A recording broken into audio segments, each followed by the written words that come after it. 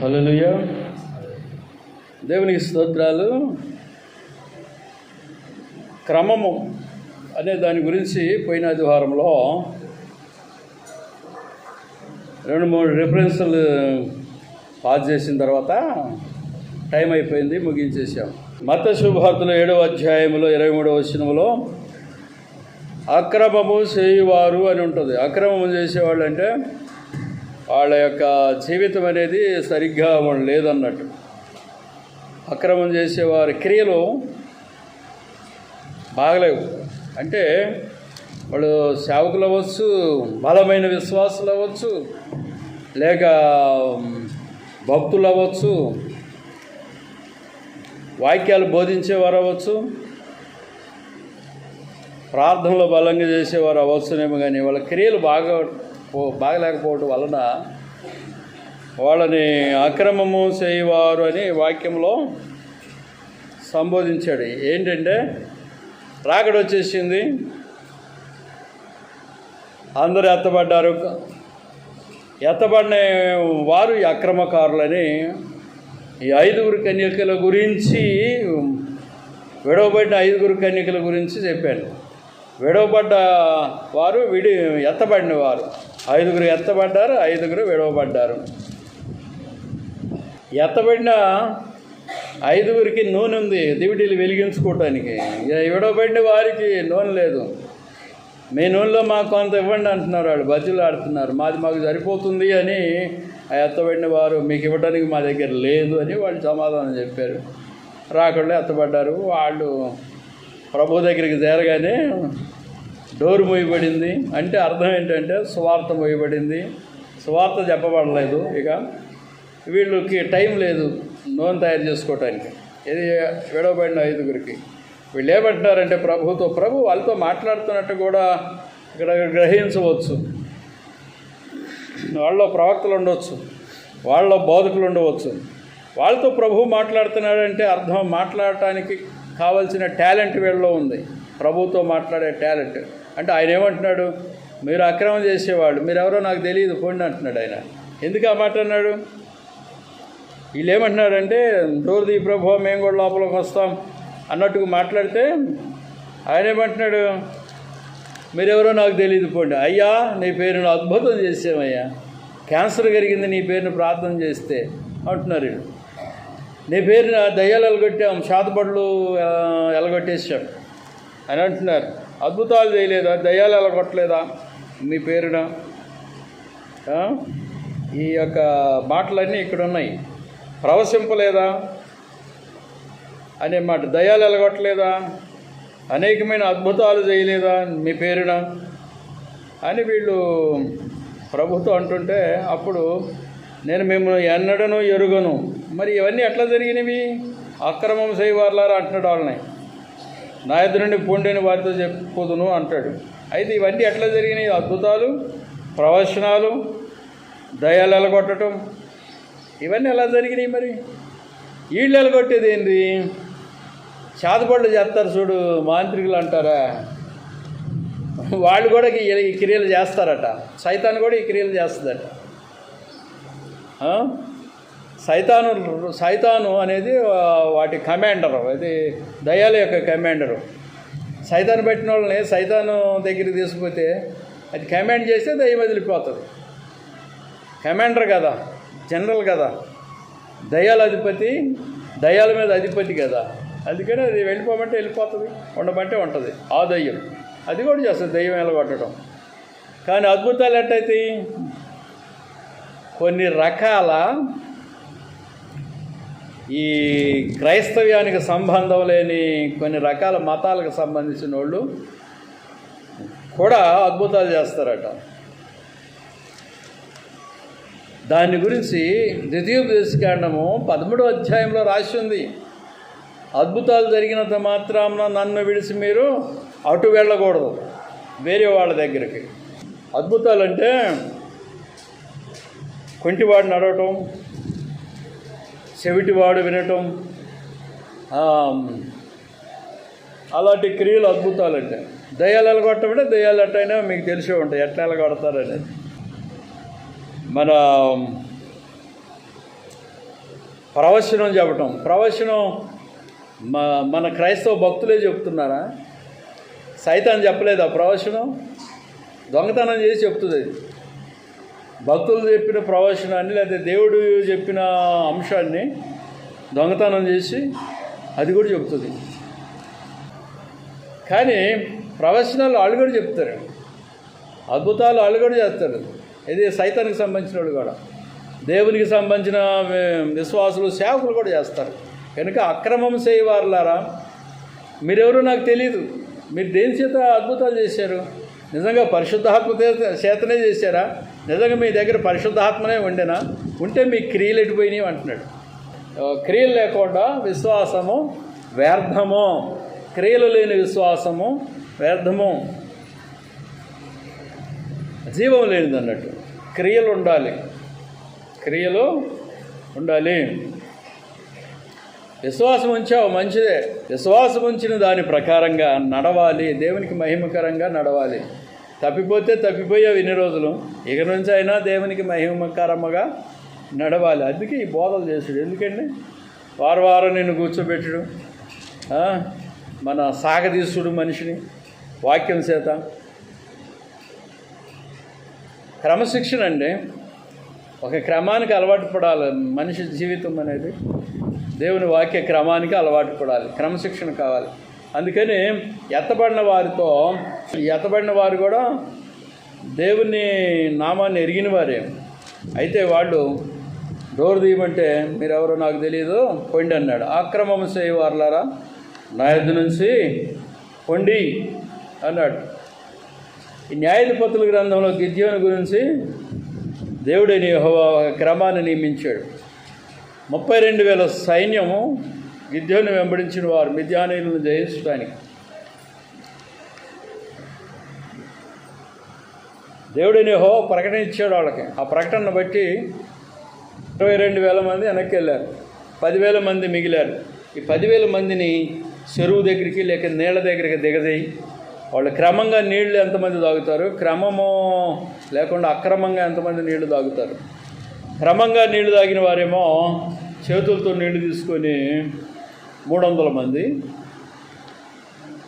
9,700 మంది ఫెయిల్ అయ్యారు. కుక్క గతికినట్టు గతుకుతున్నారు నీళ్ళ దగ్గర వాళ్ళని దిగజేస్తే. క్రమంగా ఉన్నవాళ్ళు 300 మంది. మొత్తం ఎంతమంది? 32,000 మంది. 32,000 మందిలో క్రమంగా ఉన్నవాళ్ళు 300 మంది.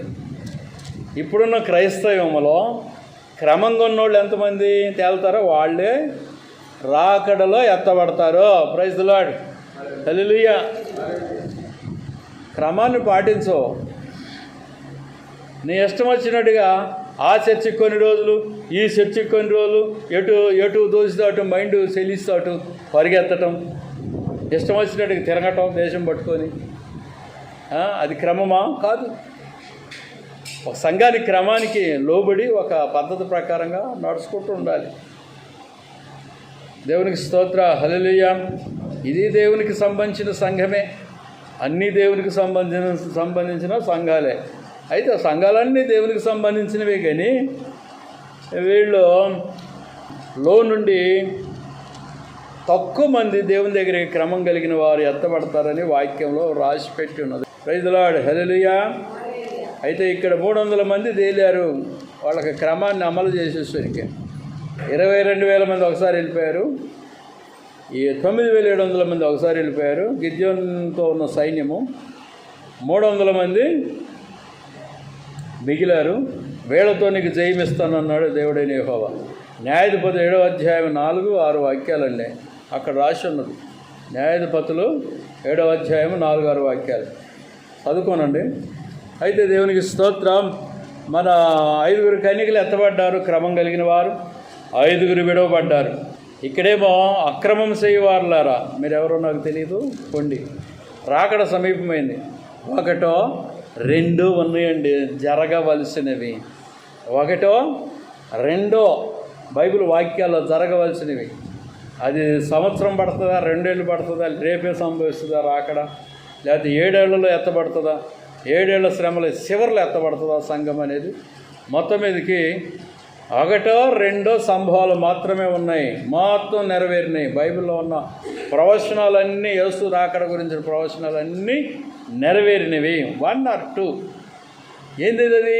1 or 2 తెస్సలోనికి ప్రకటిస్తుంది ఒకటి ఏంటంటే ధర్మ విరోధి బయటకు రావాలి.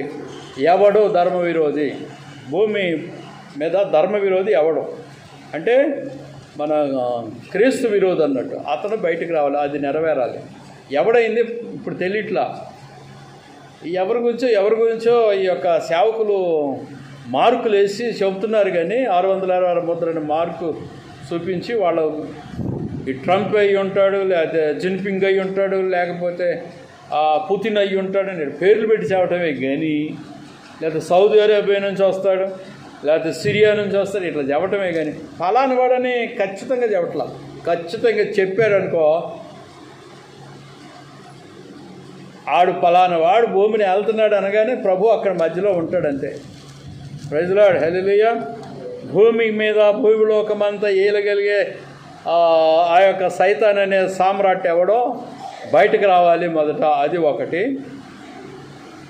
జరగాలి. శక్తుల కదలిక, సూర్యుడి చీకటి గమ్మటం, ఈ రెండు ఒకేసారి జరుగుతాయి. శక్తుల కదలిక, సూర్యుడికి చీకటి రావటం. గ్రహం వెళ్ళి భూమికి సూర్యుడికి అడ్డు రావాలి.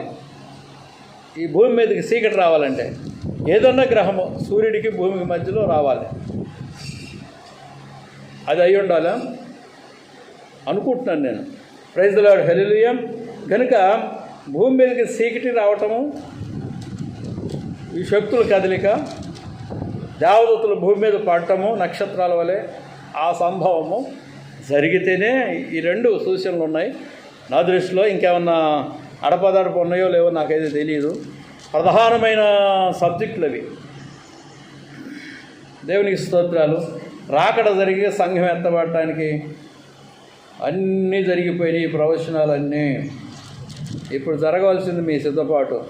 Be you ready for rapture to lift up. Be you ready? సిద్ధంగా ఉన్నారా? Praise the Lord, hallelujah. సిద్ధంగా ఉన్నావా? సిద్ధపడి ఉన్నావా? నీ ఇష్టం. Praise the Lord, hallelujah. కీర్తన గ్రంథం 5వ అధ్యాయం 5వ వాక్యం. కీర్తన 5:5. కీర్తన 5:5లో డాంబికులు నీ సన్నిధిని నిలవలేరు. యేసుప్రభు రాకడ వస్తుంది. ముస్లింలందరూ యేసుప్రభు రాకడని నమ్ముతున్నారు. మీకు తెలుసు అది?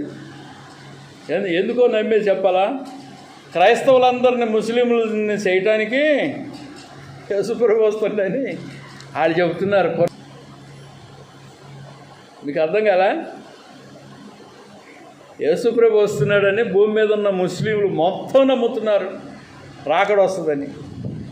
ఎందుకు వస్తుందంటే భూమి మీద ఉన్న క్రైస్తవులందరినీ ముస్లింలుగా మార్చడానికి. అంటే అర్థం ఏంటంటే ఒక్కడే దేవుణ్ణి ప్రార్థన చేయటానికి. మరి ఇప్పుడు ఒక్కడే దేవుణ్ణి ప్రార్థన చేయట్లేదా మీరు? ఆయన వచ్చినప్పుడు చూద్దాం. అది పెద్ద సబ్జెక్ట్ లేదు. ప్రభు వచ్చినప్పుడు ఒకడే దేవుడిని ప్రార్థన చేస్తున్నారా, ముగ్గురు దేవుళ్ళని ప్రార్థన చేస్తున్నారా తెలిసిపోతుంది. క్రైస్తవ జనం వాళ్ళు వీళ్ళు అవుతారు, వీళ్ళు వాళ్ళు అవుతారా చెప్పలేము. వీళ్ళు పోయి వాళ్ళు అవుతారా, వాళ్ళు వచ్చి వీళ్ళలో చేరుతారా తెలియదు. భక్తులు ఉంటారు. అయితే ప్రైజ్ ది లార్డ్, హల్లెలూయా. ఇంకా అన్యజనం ఉంది. అన్యజనము గురించి నేను చెప్పట్లేదు. అన్యజనానికి సువార్త ప్రకటిస్తున్నాం. డాంబికులు సన్నిధిని నిలువలేరు, పాపం చేయవారందరూ నీకు అసహ్యులు. ఏమన్నాడు? పాపం చేసేవాళ్ళందరూ దేవునికి అసహ్యులు. పాపం అంటే ఏంటి? ఆజ్ఞాతిక్రమము పాపము. యేసుని నమ్మకపోవటము పాపము. ఏమన్నాను? యేసుని నమ్మకపోవటము పాపము. మేలైనది చేయనెరిగి చేయకపోవటం పాపము. నీకు మేలు చేయటం తెలుసు, కానీ దాన్ని చెయ్యవు. వెనక్కి గుంజుకుంటావు, ష్రింక్ అవుతావు, వెనక్కి ముడుచుకుంటావు. మేలైంది చేస్తావు, దశంభాగాలు తెద్దామంటావు, మళ్ళీ వెనక్కి గుంజుకుంటావు. అదేం బుద్ధి? పాడుపడ్డ బుద్ధి. సేవకులను పోషించడం అంటారు. వాక్యం ప్రకటించబడటానికి, మందిరాలు నిలబడటానికి నీ చెయ్యే ఆధారం. Praise the Lord. నిన్ను గురించి ఆజ్ఞాపించాడు దేవుడు. Praise the lord. చేస్తానంటావు, మళ్ళీ వెనకపోతావు. ఇదేం బుద్ధి? పాడుపడ్డ బుద్ధి. అయితే నాకు ఖర్చులకు చాలట్లేదు అంటారు కదా. చాలట్లా? తింటున్నావా అన్నం? రోజు తింటున్నావా? తినేదానిలో ఒక ముద్ద దేవునికి పెట్టమన్నాం, సేవకు అప్పగించమన్నాం, అంతే కదా. నువ్వు కూడా తింటాం మానేయి, నాకు కూడా దండం, అంతేనా బ్రదరు? నువ్వు తింటాం మానే, నాకు వద్దు, అంతేనా? నువ్వు తింటావు, దేవుని సేవకు ఇవ్వవు. అప్పుడు ఏమంటారు? దాన్ని దొంగ బుద్ధి అంటారు. ఆయనే చెప్పాడు అది. అయితే మేలు చేయనరిగి చేయకపోవట పాపము. నేను కంటతగా చెబుతున్నా పాపం అంటే ఏంటి. అలాగ చాలా ఉన్నాయి బైబిల్లో. పాపం అంటే ఏంటి? పాపం చేయవారు దేవుని సన్నిధిలో నిలువరు. నీవు ప్రార్థన చేయటం కంటే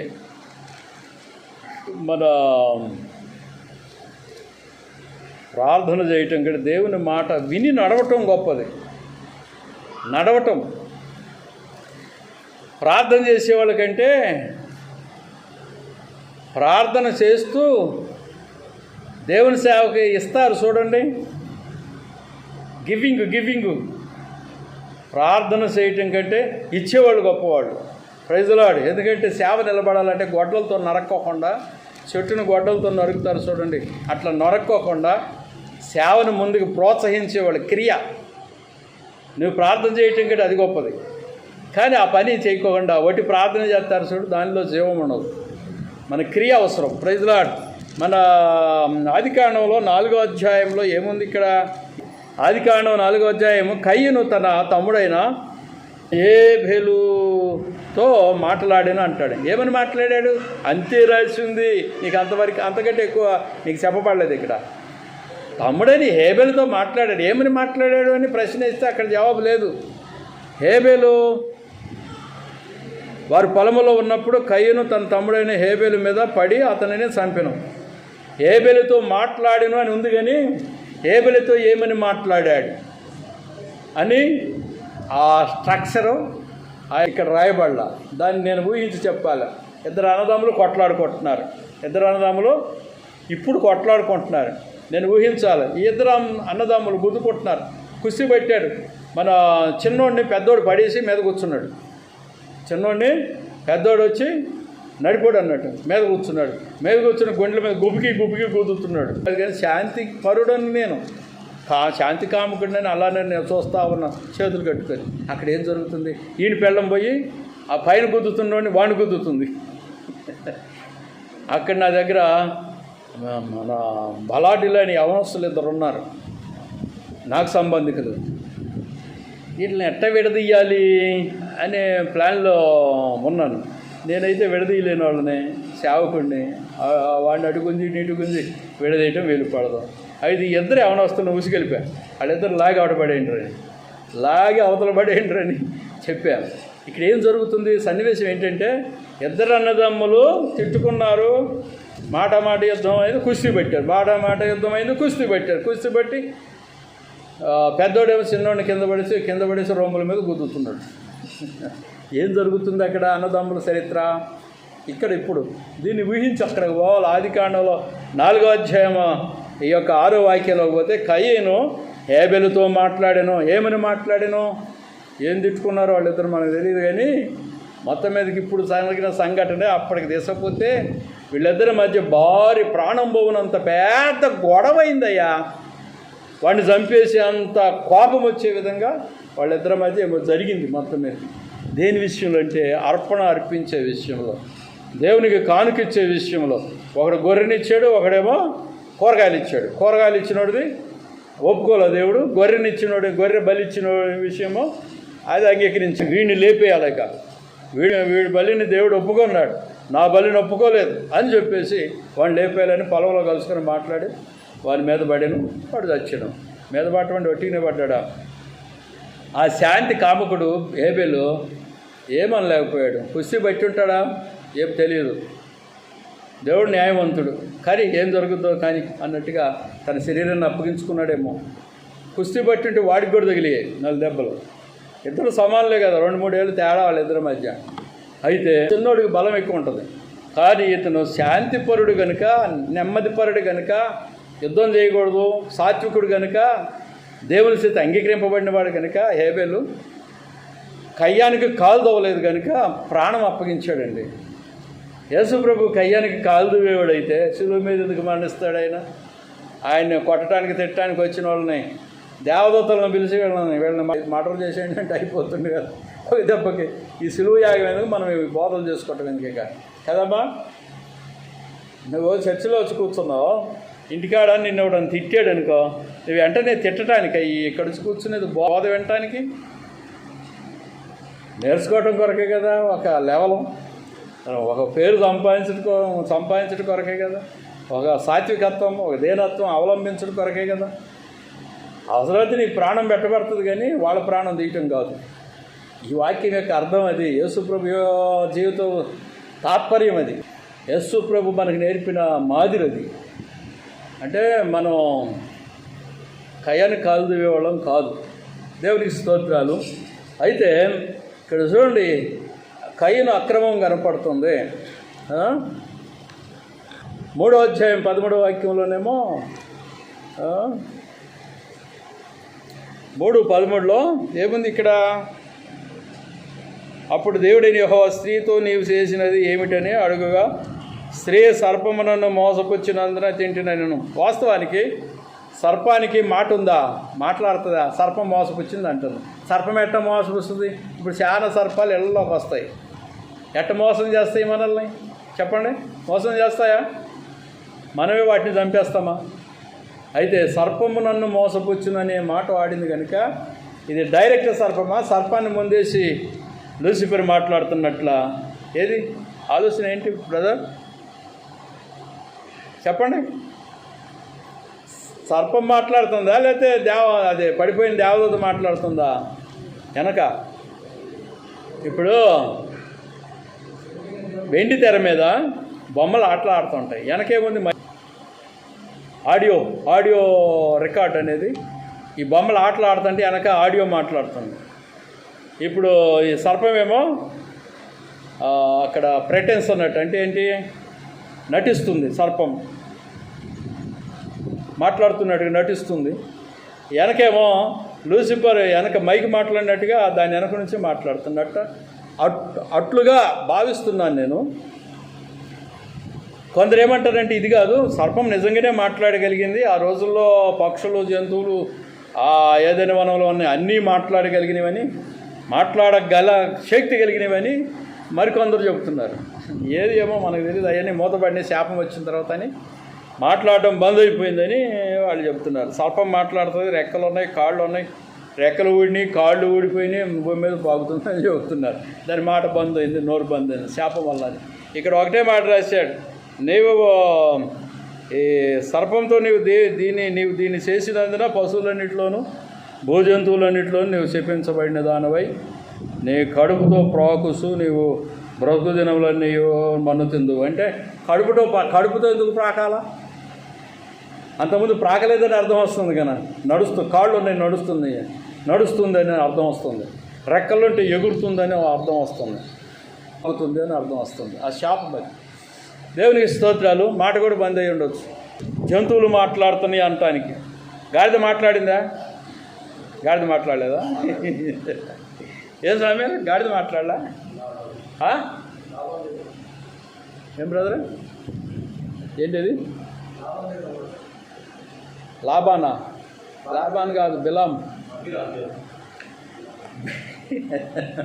బిలాంతో గాడిద మాట్లాడింది అంటారా? గాడిద మాట్లాడుతుంది. ఒక గాడిదన మాట్లాడితే మీ ఇంటి పక్కన పోయాయి అంతేనా? మరి గాడిద మాట్లాడిందంటే ఇక్కడ ఎట్లా మాట్లాడింది? దానికి యెహోవా నోరు ఇచ్చును అంటే నోరు బంధు కూడా చేస్తాడు అన్నట్టు, మాట్లాడుకోండి అని అర్థం వస్తుంది కదా. అది దానికి నోరు ఇచ్చును అన్నట్టు. యెహోవా నోరు ఇవ్వటం అంటే అర్థం ఏంటి? వెనక దేవదూత ఏదన్నా వచ్చి స్వరం వినిపిస్తుందా, లేదా నిజంగానే దీనికి మాట్లాడే టైంలో టోన్ టంగ్ నాలుక తెలీదో? నన్ను అడిగితే నేనేం చెప్పా? బైబిల్ చదివి అర్థం చేసుకో, అంతేనా? నేను కలిగిన భావం నీకు కలిగకపోవచ్చు. బైబిల్ చదివితే నేను ఒక భావం కలిగి ఉంటే, దాని గురించి ఆలోచన కలిగి ఉంటే నీకు వేరే ఆలోచన రావచ్చు, చెప్పలేం. వాక్యం అనేది నీకు ఏ విధంగా అర్థమవుతుంది, నాకే విధంగా అర్థమవుతుంది. అందుకని తప్పుడు బోధలు సరైన బోధలు అన్నీ తయారైనవి. లేకపోతే ఇన్ని బోధలు ఏందండి, ఎల్లుండి యేసుప్రభు వస్తుండని చెప్తున్నారు కదా, నిజంగా వస్తే వాళ్ళదే రైటు, మిగతా వాళ్ళందరూ రాంగు. ఈ వాక్యమే రాంగు. ఎక్కడ మత్తయి శుభవార్తలో చెప్పబడిన వాక్యము నక్షత్రాలు రావటం, గ్రహాలు శక్తులు కదిలింపబడటం, సూర్యుడి కంబళ వలె నలుపోవటం, ఆ వాక్యం రాంగు. వీళ్ళు చెప్పేది కరెక్ట్. అంతేనా? కరెక్టే కదా. మరి బైబిల్ వాక్యానికి మించి ఎవరు ఏది చెప్పడానికి వీల్లేదు. కనుక దేవునికి స్తోత్రం. దేవుని యొక్క వాక్యంలో సరే అక్రమం ఏంటి, క్రమం ఏంటి, అక్రమకారులు ఎవరు, క్రమకారులు ఎవరు, సర్పము అక్రమము, తర్వాత కయ్యను అక్రమము. ఒకడట్టాడు, సర్పం అంట భర్తలాగా ఈవుతో ఉన్నది మగవాళ్ళలాగాని, అందుకని కయ్యను పుట్టిండు మొట్టమొదట. తర్వాత ఏబేలేమో ఆదాముకు పుట్టిండని బోధ. అది తప్పుడు బోధ నిజమైన బోధ నాకైతే తెలియదు. నేను చెప్పేది ఏంటంటే ఆదాము వెళ్ళి అవ్వను కూడెను, కయ్యను పుట్టిను అని రాసింది బైబిల్లో. కానీ దీనికి వ్యతిరేకమే కదా వాళ్ళు చెప్పేదంతా. సర్పం అంట అవ్వతో పురుషుడి వలె ఉన్నది, కయ్యను పుట్టిండు, సర్పముఖము, కయ్యను సర్ప. అవి కాదు లక్షణాలు, కయ్యను లక్షణాలు సైతాను యొక్క లక్షణాలు, గుణగణాలు. సైతాను యొక్క గుణగణాలు. భర్తను చంపిన భార్య ఏమైందా? భర్తని చంపిన భార్య. భర్తని చంపింది, వేరే వాడితో ఉన్నది కనుక భర్తను మోసం చేసి లేపేసింది. ఎక్కడ జరిగింది ఇది? ఇస్నాపూర్లో జరిగింది, హైదరాబాద్లో. వాళ్ళు మద్దును రోళ్ళు, అర్థం కదా, భర్తని చంపేశారు. ఒకడితో ఉండి భార్య తన సొంత భర్తనే మోసం చేపించి గొడ్డలతోనూ కత్తులతోనూ నరికేపించింది. అక్రమం కాదా? క్రమం అంటారా? దేవునికి స్తోత్రం, హల్లెలూయా. అయితే దేవునికి స్తోత్రాలు. మన ఈ విధమైన వివరణ అనేది మీకు అవసరమే. దేవునికి స్తోత్రం. క్రమానికి అక్రమానికి మధ్య తేడా తెలుసుకోమంటున్నాను. అమ్మాయి చెబుతుంది కదా, ఒక పిల్ల వాక్యం వింటుంది, బైబిల్ వాక్యం వింటుంది, దేవుని వాక్యం వింటుంది. అమ్మా రక్షణ పొందమ్మా, రేపు నీది కాదు అంటున్నాడు అయ్యగారు, పాస్టర్ గారు చెబుతుంటే, రక్షణ పొందమ్మా అంటే రేపు పొందుతాలే, ఎల్లుండి పొందుతాలే అని అనుకుంటూ, నాకు ఒక లవర్ ఉన్నాడు. లవర్ అంటే ఏంది? ప్రేమించునుడు ఉన్నాడు. అమ్మాయికి పెళ్ళి కదా, కానీ ఎవరినో ప్రేమించిందట. పెళ్ళైన తర్వాత రక్షణ తీసుకుంటాలే అన్నదట. పెళ్ళైన తర్వాత రక్షణ తీసుకుంటా. దేవుని ఇప్పుడైతే మీటింగ్లకు వస్తున్నా, ఆరాధనకు వస్తున్నా, అన్ని క్రమాల్లో ఉంటున్నా, కానీ ఒక్క పొరపాటు ఉంది నాలో. నేను రక్షణ పొందటానికి పెళ్ళి అడ్డం వచ్చింది. నేను ఒకరిని ప్రేమించాను. పెళ్ళైన తర్వాత రక్షణ తీసుకుంటా అంటే బాప్తిసం పొందుతానని అర్థం. మీటింగ్ అయిపోయింది, పాస్టర్ గారు హెచ్చరిస్తున్నాడట, హెచ్చరిక. రక్షణ పొందండి అమ్మ, రేపు నీది కాదు. సిద్ధపడండి, రేపు నీది కాదు కదా. జాగ్రత్తగా ఉండండి, దేవుని నమ్ముకున్నావు, జాగ్రత్తగా ఉండు, మంచిగా ప్రార్థన చేసుకో, సిద్ధపడి ఉండు అని చెప్తుంటే, ఈ పిల్ల ఏం చేసింది? మీటింగ్ అయిపోయింది, రోడ్ ఎక్కింది, ఇంటికి పోవాలి కదా, అందరు వెళ్ళిపోతున్నారు. ఈ లవ్ చేసిన పిల్ల, ఒక అబ్బాయిని లవ్ చేసిన అమ్మాయి, పాస్టర్ హెచ్చరికలను పట్టించుకోకుండా ఇక్కడ కనుక చెయ్యెత్తి, ఆ మీటింగ్లోనే చెయ్యెత్తి ఓకే అని బాప్తిసం పొందిందనుకో, అయ్యగారు నాకు రక్షణ ఇవ్వండి అని అన్నదనుకో, ఆయన వచ్చి ఇస్తుండే. మరి ఆ ప్రమాదం తప్పేదేమో, ఆమెకు జరగబోయే ప్రమాదం తప్పిపోయేదేమో. అయితే అమ్మాయి పెళ్ళయ్యేదాకా వాయిదా వేసుకున్నది. పెళ్ళయ్యేదాకా వాయిదా. అప్పుడేం జరిగింది? రోడ్డు ఎక్కగానే ఒక భారీగా వేగంగా వస్తున్న ఒక లారీ ఆమెను గుద్దేసింది. ఈమె ఆలోచన ఎక్కడుంటే గుద్దేసింది? ఈ అమ్మాయి ఆలోచన ఆమె లవ్ చేసిన అబ్బాయి మీద ఉంది. అటే 24 గంటలు అదే సోదే, అదే ఫోన్తో మాట్లాడటం. మన మందిరంలో ఒక అమ్మాయి ఉండేదండి, రక్షణ పొందలేదు, ఈ మందిరంలో ఉండేది. ఎటో దూరం వెళ్ళిపోయారు వాళ్ళు. ఈ ఊర్లో ఒక అబ్బాయిని ప్రేమించింది. ఏడుకొచ్చి లపలపలపలపలపల ఏడుస్తూ ఆ మూలన కూర్చుంది. మా అబ్బాయి అటు తిరుగుతుండు ఇటు తిరుగుతుండు. ఆ అమ్మాయి నీ ఫ్రెండ్ని లవ్ చేసిందిరా అన్న, అందుకే ఏడ్చుకుంటూ ఆ పిల్లగాడితో మాట్లాడుతుంది. పెళ్లి కాకముందే, వాళ్ళ అమ్మ నాన్న పెళ్లి చేయకముందే ఈ అమ్మాయి వేరే వాళ్ళని లవ్ చేసింది. ఆ పిల్లగాడికి 24 గంటలు వాళ్ళ అమ్మ నాన్న దగ్గర నుంచి పారిపోయి వచ్చి వాళ్ళ 24 గంటలు ఫోనుల్లో గుసగుసగుసగా ఏడవటం, ఆ పిల్లగాడి మనసుని ఇటు గుంజటం, అట్లా చేస్తుంది ఆ పిల్ల. ఏం జరిగింది? వాళ్ళ అమ్మ నాన్న పెళ్లి చేసేసారు కదా, ఆయనతో జీవించవచ్చు కదా. తర్వాత ఇదంతా జరిగిన తర్వాత దేశం పెళ్లి చేసి పడేశారు. దీన్ని తిక్క కుదురుద్దని ఆ పిల్ల మనసంతా ఈ పిల్లగాడి మీద ఉంది, అటు చేసుకున్నోడి మీద లేదు. నా కాళ్ళ మీద పడ్డారు. ఎక్కడ? పెళ్లి జరిగిన స్థలంలో నా కాళ్ళ మీద పడింది ఆ పిల్ల. కాళ్ళ మీద పడి నాకైతే తెలియదు అప్పటికి, తర్వాత తెలిసింది. ఆ పిల్లగాడితో ఒప్పందం సరిలేదు, ఆ పిల్లకి అగ్రిమెంట్ లేదు, సరిలేదు. ఆ పిల్ల మనసు ఆ పిల్లగాడి మీద లేదు, చేసుకున్నాడు మీద. వెంటనే లవర్ దగ్గరకు వచ్చింది. వాళ్ళు వ్యతిరేకమైపోయారు. మొగుడేమో విడాకులు కొట్టేసిండు, తెలిసిపోయిందని. ఏం చేస్తారు అలాంటి సందర్భంలో? ఆ పిల్ల ఇప్పుడు భూమి మీద లేదు కదా, రక్షణ తీసుకోలేదు కదా. భూమి మీద లేదు, రక్షణ తీసుకోలేదు. ఈ పిల్ల వచ్చింది. ఏ పిల్ల? మీటింగ్కి వచ్చిన అమ్మాయిని లారీ వెళ్ళి బలంగా గుద్దితే, ఈ పిల్ల ఆలోచన ఎక్కడుంటే లారీ గుద్దింది అన్నట్టు. కరుణామయుడి మీద ఉందా ఈ అమ్మాయి ఆలోచన? అయ్యా నువ్వు నా రక్షకుడివి, నా యొక్క దేవుడివి అని ప్రార్థన చేస్తుందా? ఇతరుల రక్షణ కొరకు ప్రార్థన చేస్తుందా ఈ పిల్ల? లేదే. ఈ అమ్మాయి ఆలోచన మీటింగ్కి వచ్చినా కూడా, ప్రార్థనలోకి వచ్చినా కూడా, మా ఆరాధనకు పోతున్నా కూడా ఈ అమ్మాయి ఆలోచన ఎక్కడుందంటే తన ప్రియుడి మీద ఉందండి. అందుకని ఎటు పోయినా సరే ఆ ప్రియుడిగా ఆలోచన, ఆ పిల్లగాడి గురించి ఆలోచన. సాతాను పట్టుకున్నాడు లోపల, వదలట్లా. ఆమె జీవితంలో ఆ ప్రేమించిన అబ్బాయితో పెళ్లి జరిగేదాకా, ఆ అమ్మాయి సావు వచ్చేదాకా ఆ సైతాను పట్టిన సైతాను, లవ్ అనే సైతాను వదలదు. ఇక్కడ ఉన్న మగవాళ్ళకి కానీ, ఆడపిల్లలకు కానీ, పెళ్ళైన వాళ్ళకి కానీ, పెళ్లి కాని వాళ్ళకి కానీ, ఎవరితోనన్నా మన వివాహం కాకుండా ఉన్న సంబంధాలు ఉంటే వదిలిపెట్టేసేయండి. లేకపోతే నీ ప్రాణం మీదకి వస్తుంది, నీ ఇష్టం.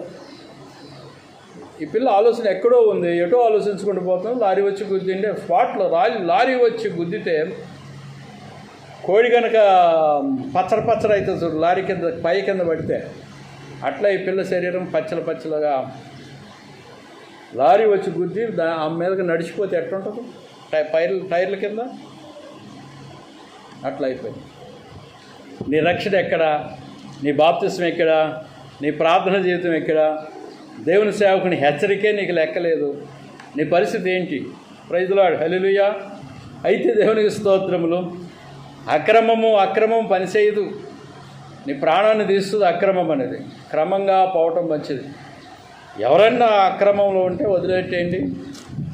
విశ్వాసుల్లో క్రమకారులు ఉన్నారు అని నేను అంటలేదు, అక్రమకారులు కూడా ఉండవచ్చు. నాకేం తెలుసు అక్రమాలు? వాళ్ళు చేసే అక్రమాలు వాళ్ళ ఇళ్ళలోకి పోయి నేను చూస్తున్నారా?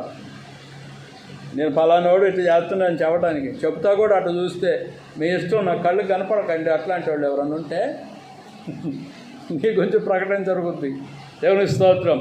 నాలో ఏమన్నా అక్రమం కానొస్తే చెప్పేసాయి, దేశం అంతా పోయి, నాకేం బాధ లేదు. ఎందుకంటే నేను కూడా సవరణగా అయితే ఏదన్నా కనపడితే నేను కూడా సరి అయిపోతా.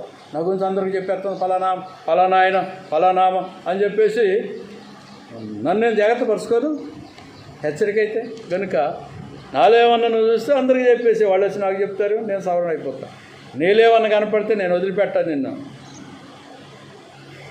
ఒకవేళ ఇంతకుముందు జరిగినవి ఏమన్నా ఉంటే వదిలిపెట్టేసేయండి. నాకు కానీ మీకు కానీ ఎవరికైనా సరే జాగ్రత్తగా ఉండండి. దేవుని రాకడ కొరకు సిద్ధపడండి. భయభక్తులు కలిగి జీవించండి. ప్రార్థనా జీవితం కలిగి జీవించండి. హల్లెలూయా, హల్లెలూయా.